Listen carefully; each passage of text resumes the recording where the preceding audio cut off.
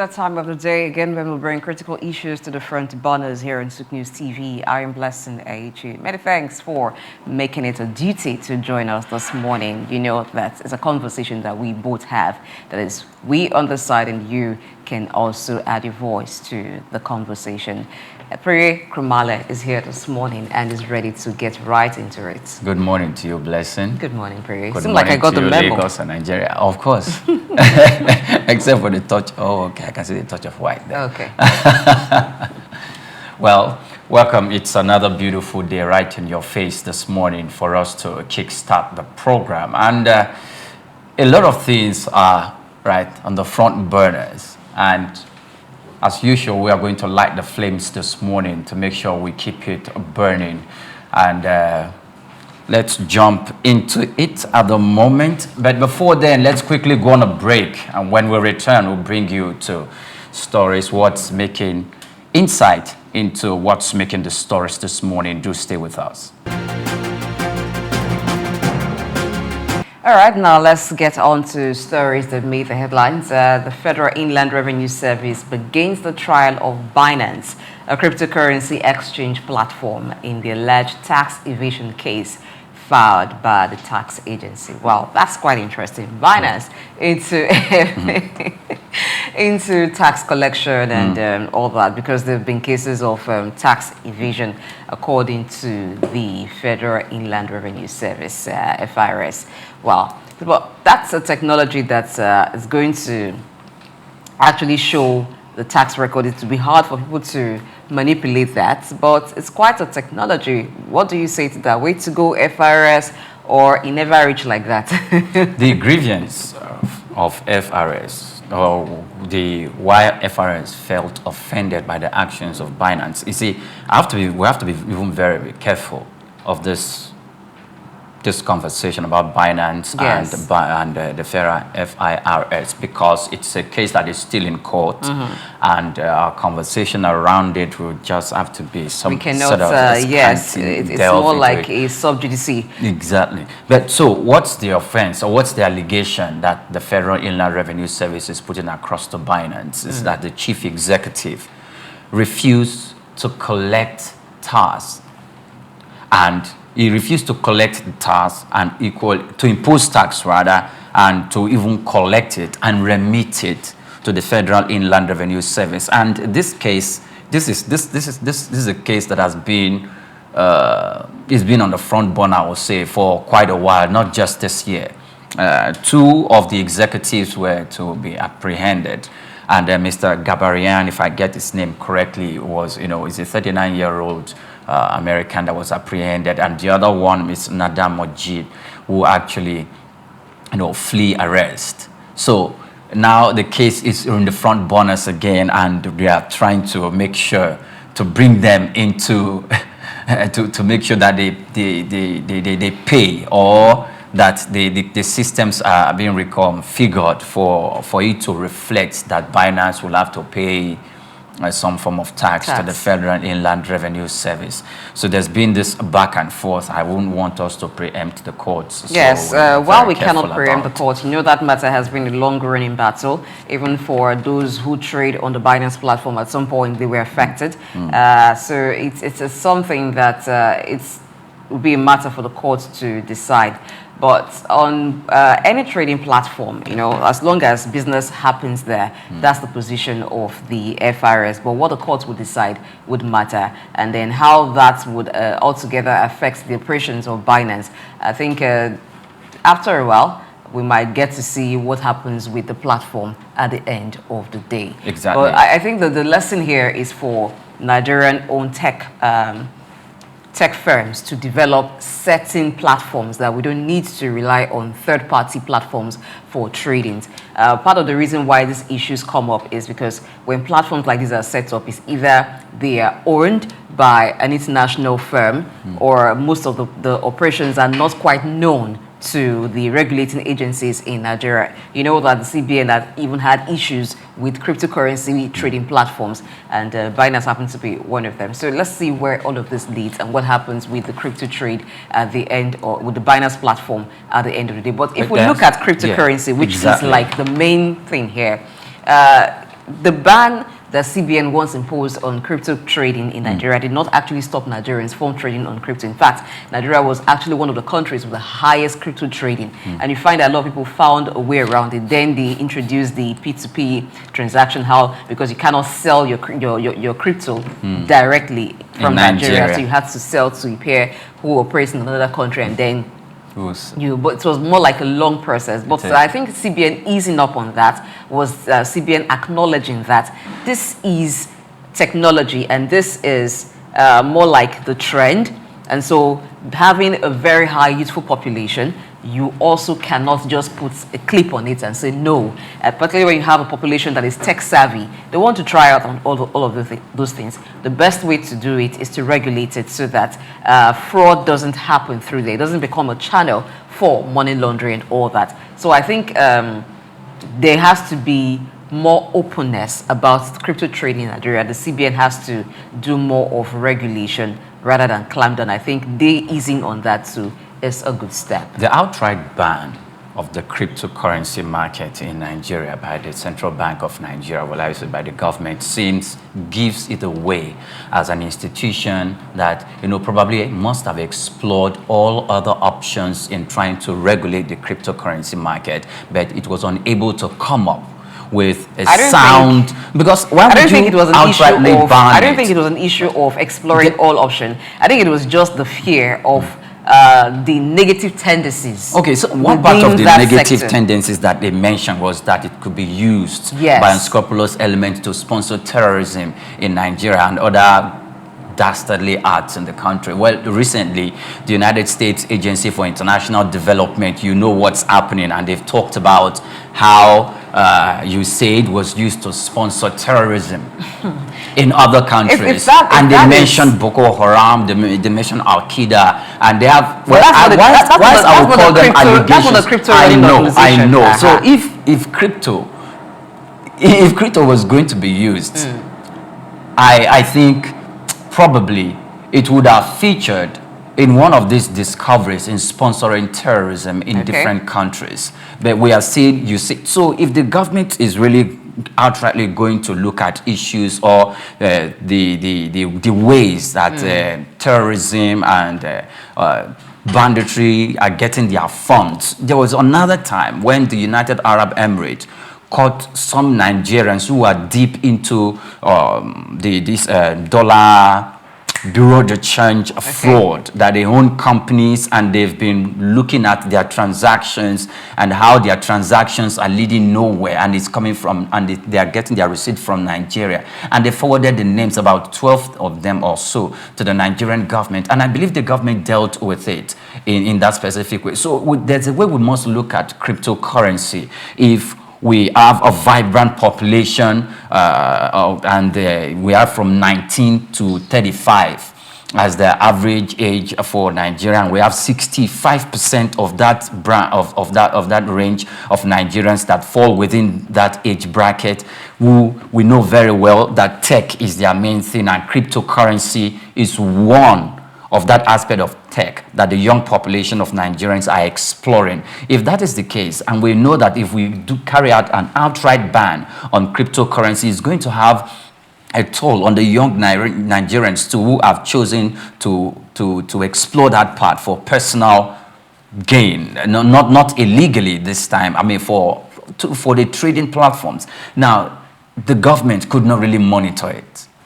And part of one of the other allegation was that during NSAS, it was part of the medium through which those who sponsored that move used to sponsor the move. It's just part of the conversation that was flying up and down at that particular point in time. So I think the government should open it. If the government is going to open it, it is good for the Central Bank of Nigeria to equally develop other platforms locally, like a wallet, or develop something that has the same similarity with Binance.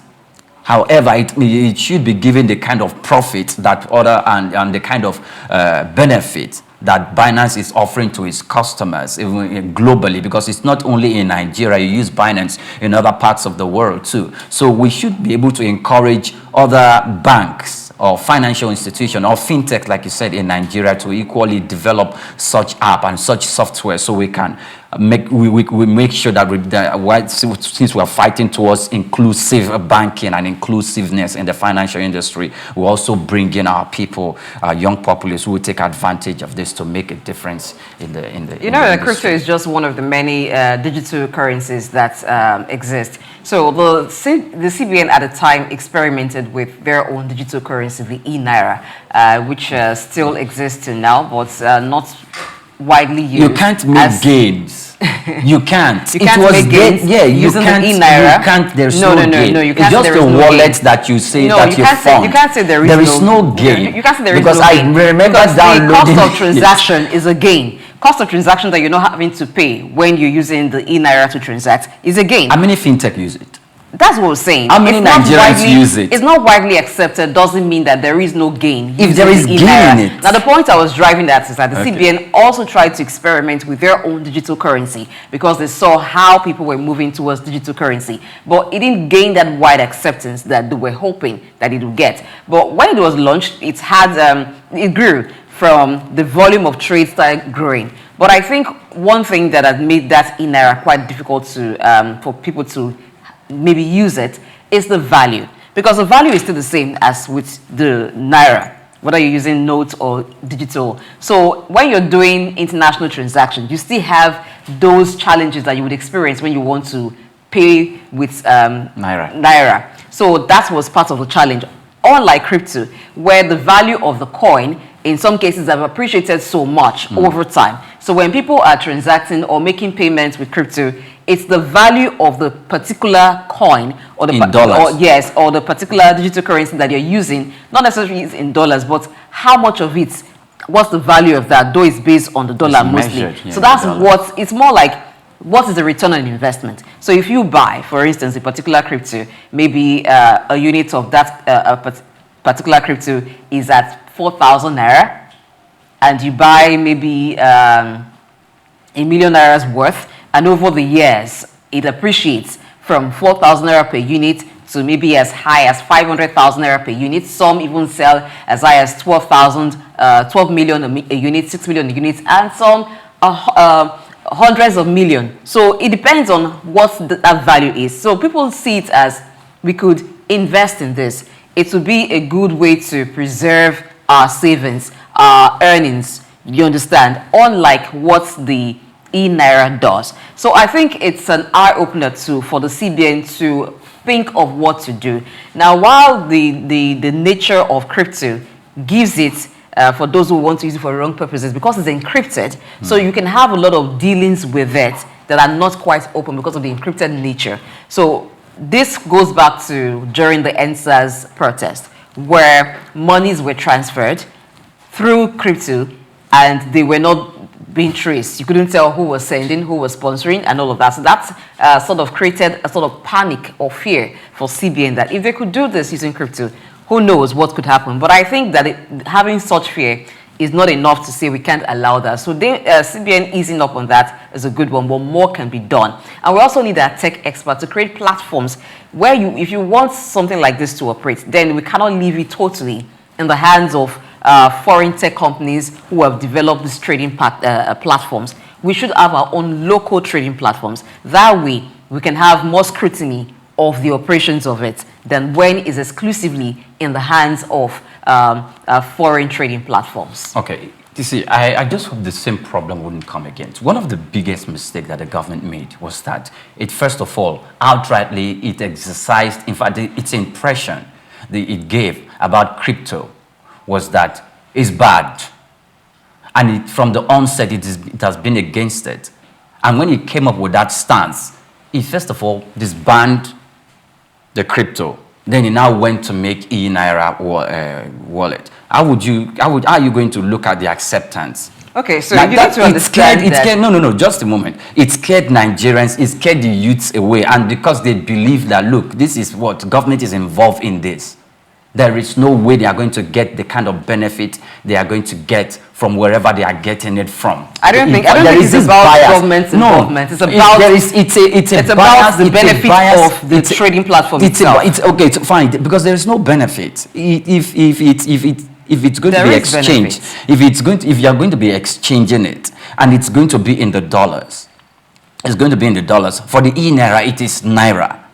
Yes. And you yourself mentioned it. If they are going to trade out there, they'll first of all need to convert their naira to the dollar, which means they are going to lose because they'll be paying more. But that's not the only kind of transaction you can use in naira. But what about platforms? Transactions within the country? It is measured in the dollars, and if it is measured in the dollars, they are carrying out a trade in different parts of the world because of the superior value of the currency. They stand to gain, and even if you want to carry out a transaction within Nigeria, you won't want to even go start using the e-naira wallet. I think the major problem is how dollarized our economy has been. And that's because Nigeria is not the only country that has been dollarized. Nigeria is not the only country. It doesn't mean that we are not dollarized. Nigeria is highly dollarized. And that's a problem. And that problem stems from the fact that we are largely import dependent. So whoever is wanting to put money or have transactions done internationally, they're considering the value of the currency they're using for transactions. So that's where the superiority of the currency comes in. Now, you do not expect that the apex bank of a country would create a trading platform or a wallet that is based on another currency other than the one that is a legal tender of that country. So the CBN could not have even created digital currency that is not based on naira.